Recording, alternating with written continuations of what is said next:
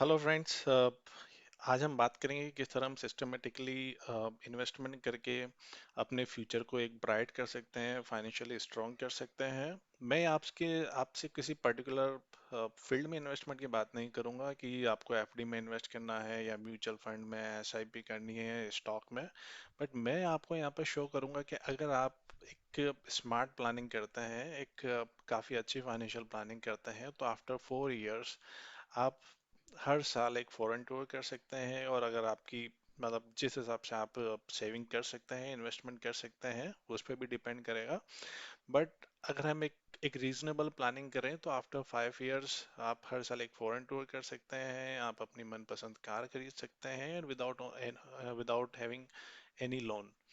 तो ये जो मैंने फाइनेंशियल प्लानिंग जो बनाई है, ये एक एक्सेल बेस्ड मैं आपको शो करूंगा मॉडल। और मैंने ये एक्सेल बेस्ड मॉडल क्यों चुना है, क्योंकि जैसे आप गूगल पे सर्च करोगे वहाँ पर बहुत सारे ऑनलाइन टूल्स अवेलेबल हैं। बट वो टूल्स आपको एक इम्पोर्टेंट फैक्टर नहीं बताते हैं, वो है टैक्स। वो आपको ये बताएंगे कि आप अच्छा इतना इन्वेस्टमेंट करो, आपका एनुअल आपको कितना चाहिए परसेंटेज वो एंटर करो, एंड देन वो आपको एक नंबर शो करेंगे कि अच्छा इतना इन्वेस्टमेंट विथ इतना एक्सपेक्टेड रिटर्न एंड इतने सालों के लिए जो इन्वेस्टमेंट किया, तो उसके बाद वो आपका इन्वेस्टमेंट कितना बन जाएगा। बट दैट्स वो एक ट्रू रिफ्लेक्शन नहीं है, राइट? क्योंकि आप हर साल जो भी आपका एक रिटर्न आ रहा है उसके ऊपर आप टैक्स भी दे रहे हो। अगर आप एफडी करा रहे हो 5 साल के लिए, तो 5 साल बाद उस पर जो भी रिटर्न आएगा उसके लिए आप टैक्स दे रहे हो। वैसे बहुत सारे इन्वेस्टमेंट है जिसमें आप, अगर आप किसी लॉक इन के हिसाब से कराते हो, तो उनमें कहने का एक टैक्स का फैक्टर आता है जो फाइनेंशियल कैलकुलेटर जो गूगल या उस पर हम सर्च करेंगे अवेलेबल है, वहाँ पर वो मिसिंग है। तो इसलिए ही मैंने यहाँ पर एक एक्सेल बेस्ड एक कैलकुलेटर बनाया है यहाँ पर, जिसको आप यूज़ कर सकते हो। और आप देख सकते हो कि किस तरह आप थोड़ा विजिल होके आप अपने हिसाब से थोड़ा एक्टिव रह के आप किस तरह अपना फ्यूचर स्ट्रॉन्ग कर सकते हो। तो चलते हैं एक्सेल बेस्ड ट्रैकर पर। ओके। इन इस एक्सेल बेस्ड में मैंने इस हिसाब से बनाया है। जनरली आप देखोगे कि इन्वेस्टमेंट जो होता है वो एनुअल बेसिस पर, बट मैंने जो प्लान किया है यहाँ पर ये है ऑन मंथली बेसिस। क्योंकि हम देखेंगे, क्योंकि जनरली अगर हम, मैंने यह माना है कि एक जो इन्वेस्टर है वो एक सैलराइड पर्सन है, उसको मंथली एक सैलरी आती है और वो एक साथ सिस्टमेटिकली इन्वेस्ट कर सकता है, वो सारा अमाउंट एक साथ नहीं डाल सकता है।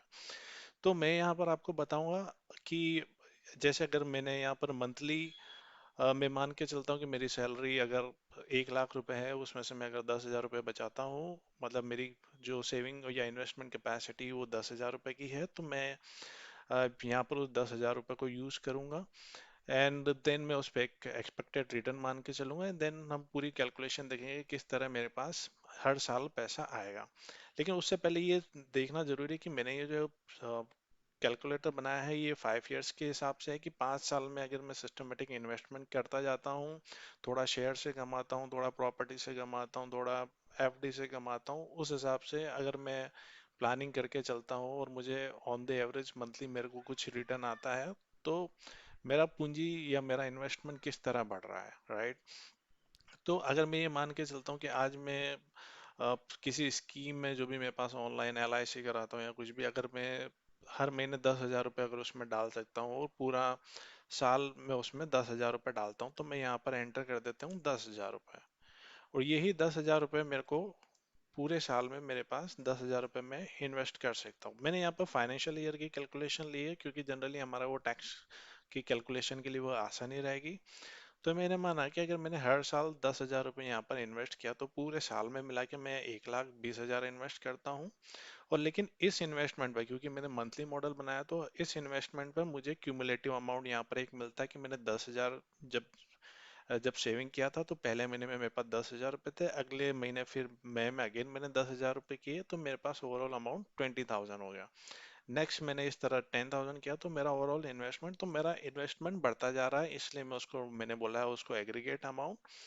एंड इस एग्रीगेट अमाउंट पे मैं मान के चलता हूँ कि मैं थोड़ा स्टॉक मार्केट में मैं ट्रेडिंग करता हूँ, थोड़ा एफडी वगैरह सब में अगर मैं मान के चलता हूँ, मैं सोच के चलता हूँ कि नहीं, मुझे मंथली रिटर्न 2% लेना है कैसे भी करके। मुझे मिलेगा नहीं, मुझे लेना है 2%। मैं मान के चलता हूँ अगर मैं जैसे ही यहाँ 2% डालता हूँ, तो आप देखिए यहाँ पर मेरी ऑटोमेटिकली गेन कैलकुलेट हो गई है, कि मुझे यहाँ पर पहले मैंने 200 रुपये मिलेंगे, लेकिन जब मेरे को 20,000 रुपये मेरा इन्वेस्टमेंट बढ़ता गया तो मुझे ओवरऑल मेरे को जो भी प्रॉफिट मिल रहा था वो भी बढ़ता गया। तो ओवरऑल 1,20,000 के इन्वेस्टमेंट पर आपको 15,600 रुपये यहाँ पर मिल रहे हैं। लेकिन जैसा कि मैंने कहा कि इसमें टैक्स वाला कंपोनेंट नहीं है, तो मैं यहाँ पर टैक्स वाला कंपोनेंट डाल दूँ। मैं मान के चलता हूँ कि मैं 10% टैक्स भी उसमें मुझे पे करना होगा। तो जब 10% टैक्स मैं यहाँ पर डालता हूँ तो मेरा ओवरऑल एनुअल रिटर्न वो कम हो जाता है। दोस्तों मैं वापस बताता हूँ, अगर जब मैं annual return without tax calculate करता हूँ तो 13% आता है, बट विथ टैक्स में 10% मान के चलता हूँ तो मेरा एनुअल रिटर्न 12% हो जाता है, वो 10% से कम हो जाता है।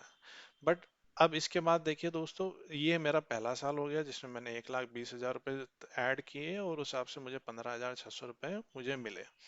नेक्स्ट ईयर भी मैं यही मान के चलता हूँ कि मुझे मंथली रिटर्न 2% चाहिए, मुझे टैक्स 10% है। लेकिन अब देखिए कि हर साल अगर कोई सैलराइड पर्सन है या तो वो एक ग्रो करता है, उसकी सैलरी में 10%, 15%, 20% तक का जितना इन्वेस्टमेंट का इंक्रीमेंट होता है, तो उस हिसाब से उसका मन में आती है कि उसके पास एक कैपेसिटी बढ़ती है जिससे वो ज़्यादा पैसा और इन्वेस्ट कर सकता है। तो मैं ये मान के चलता हूँ कि मेरा मंथली इन्वेस्टमेंट जो पहले 10,000 था उसमें भी 10% का ग्रोथ है। तो मतलब मैं 10,000 पे 10% मतलब 11,000 रुपये। तो मैं हर महीने अब 11,000 रुपये यहाँ पर मैं इन्वेस्ट कर सकता हूँ। लेकिन इसमें एडवांटेज क्या है कि मेरे पास जो पिछले साल का 1,20,000 रुपये था वो भी मेरा यहाँ पर कैरी फॉरवर्ड होके आ गया है, तो ओवरऑल ये भी मेरे एग्रीगेट इन्वेस्टमेंट में ऐड हो जाएगा।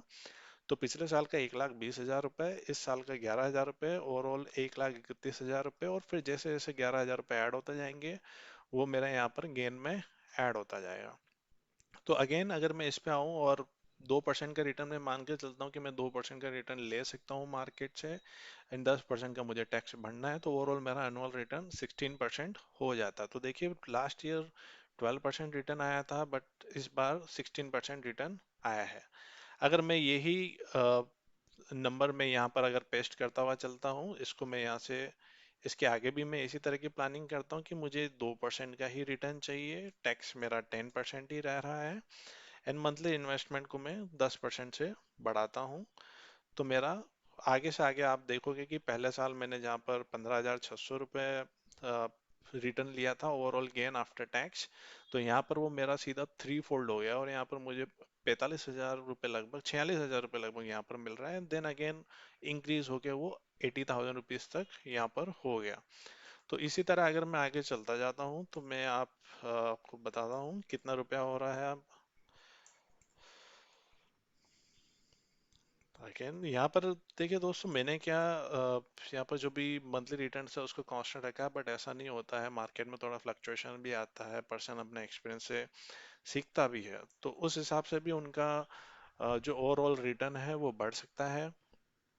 तो ओवरऑल अब यहाँ पर हम देखें, अगर यहाँ पर एक सी पिक्चर देखें तो यहाँ पर ओवरऑल 5th ईयर में जाके हमारे पास हो गए ओवरऑल 7,32,000 रुपये, और यहाँ पर गेन ओवरऑल हुआ है 1,56,000 रुपये वो 5th ईयर में। और ओवरऑल अगर मैं देखूं कि मैंने उन 5 सालों में कितना रुपया मैंने अपने इन्वेस्टमेंट पे बनाया है, तो 4 लाख रुपए मैंने यहाँ पर बना दिए। इसमें एक चीज अगर आप देखो तो एक चीज मैं यहाँ नहीं कर रहा हूँ, वो ये कि ये मान के चल रहा हूँ कि जब भी आपका यहाँ पर कुछ भी गेन होता है तो उसको आप कंज्यूम कर रहे हो, उसको आप कहीं ना कहीं खर्च कर रहे हो, जबकि ये भी हो सकता है कि आप इसी गेन को वापस इसी के अंदर अपने इन्वेस्टमेंट में ही करते जाएं, आप उसको कहीं यूज ना करें, तो उस केस में आपका रिटर्न और भी बढ़ जाएगा। बट मेरा ये मानना है कि जब आप कुछ एक्स्ट्रा इनकम अर्न करते हो तो उसको कहीं ना कहीं आप आपकी लाइफ को एंजॉय भी करोगे, कहीं ना कुछ आउट ऑफ पॉकेट एक्सपेंस भी आ जाएगा। तो उस हिसाब से अगर हम देखें तो यहाँ पर आपको गेन हमने यहाँ पर ऐड नहीं करी, हम एकदम एकदम सिंपल वे में चल रहे हैं कि जो हमारा गेन साइड में है वो हमारे पर्सनल यूज के लिए है, बट हमारा ओवरऑल इन्वेस्टमेंट बढ़ता जा रहा है। लेकिन अगर मैं यही सपोज आप एक यंग है और आपके पास एक अच्छी कैपेसिटी है, अच्छा पैसा आप अभी बचा सकते हैं, एंड आपकी कैपेसिटी अगर 50,000 रुपये तक की है, तो ओवरऑल इन्वेस्टमेंट अगर मैं देखूं इसमें और सेम नंबर्स को भी मैं अगर लेके चलूं, तो आप देखिए कि आफ्टर 5 ईयर जो आपका इन्वेस्टमेंट हो जाएगा, ओवरऑल जो आपकी सेविंग्स हो जाएगी वो लगभग 36 लाख रुपए आपके पास उस वक्त सेव हो जाएंगे, क्योंकि आप हर महीने 50,000 रुपए प्लस हर साल कुछ ना कुछ इंक्रीमेंट करते जा रहे हैं सेविंग्स में। और यहाँ पर जाकर आपको देखिए फिफ्थ ईयर में आपके पास जो ओवरऑल जो गेन हुई है वो ये 7,82,000 रुपये की, 7,82,000। एंड क्यूमुलेटिव गेन जो आपने 5 साल में लिया है वो देखिए आप 20 लाख रुपीज। तो अगर फिफ्थ ईयर के बाद जैसे ही आप नेक्स्ट ईयर में जाएंगे तो आप देखिए आपको 7 लाख रुपए तो हर साल का एक रिटर्न आ रहा है। That means you are very good. आप अपनी फैमिली को हर साल एक नई कंट्री घुमाने ले जा सकते हो, क्योंकि यू हैव प्लान सिस्टमेटिकली, आपने सिस्टमेटिकली इन्वेस्ट किया है, आपने उसके लिए एफर्ट किया है, और उस एफर्ट की वजह से अब आपके पास सेविंग्स है and you can enjoy your life, right. आपको किसी चीज के लिए अपना अ, अपना अपना जनरली हम कहते हैं ना, मन मारने की जरूरत नहीं है। You can by what ever you want. And इसमें अगर आपको लग्जरी कार चाहिए, जो भी चाहिए वो भी आपको मिल जाएगी, एक अच्छी कार। तो दोस्तों वो आपको इसमें डिसाइड करना है कि आप यहीं पर ही अपनी सारी सेविंग को पहले साल में ही एक कार में इन्वेस्ट करना चाहेंगे। कार में एक्चुअली में देखा जाए तो इन्वेस्टमेंट भी नहीं होता, दैट्स एक्सपेंस। तो आप कार में उसमें डाल के उसके बाद आप हर महीने उसकी ईएमआई भरेंगे। ये आप एक सिस्टमेटिक इन्वेस्टमेंट के लिए जाएंगे तो आपका आज स्ट्रगल है, but after some period of time आप देखेंगे कि आपके पास एक अच्छा वेल्थ क्रिएट हो गया। और सेकंड चीज ये कि जनरली पीपल जब शेयर मार्केट वगैरह या उसमें इन्वेस्ट करते हैं तो उनका एक ये रहता है कि अब वो पूरे हर दिन 2% कमाना चाहते हैं, जबकि मैंने यहाँ जो लिया है एग्जाम्पल, वो पूरा महीने का 2% का एग्जाम्पल लिया कि अगर वो सपोज स्टॉक मार्केट में इन्वेस्ट करें मंथली 2% के रिटर्न को भी टारगेट लेकर चलें, तो they can earn very good amount over here, right. तो इसलिए कभी भी कोई इन्वेस्टमेंट में कुछ भी रिटर्न आ रहा हो और तो उसको छोटा ना माने। इसी मॉडल को आप एफडी के लिए भी यूज कर सकते हो, थोड़ा सा आपको उसमें चेंज करना पड़ेगा, बट आप ये देख सकते हो कि आप आज कहाँ हो और 5 साल बाद कहाँ होगे। इस मॉडल को आप बहुत अच्छी तरह यूज कर सकते हो। ये एक्सेल शीट मैं इस वीडियो के साथ इसी में अटैचमेंट में आपको मिल जाएगी कमेंट सेक्शन में। एंड आई होप आपको ये वीडियो पसंद आया होगा। And the overall purpose is कि हम एक फाइनेंशियली स्ट्रांग फ्यूचर बनाएं एंड सिस्टमेटिकली इन्वेस्टमेंट की आदत डालें। तो अगर आपको वीडियो पसंद आया हो तो कमेंट करें, लाइक करें, सब्सक्राइब करें। एंड आई होप कि your future will be bright and you will develop a investment habit than the expense habit. Okay, thank you.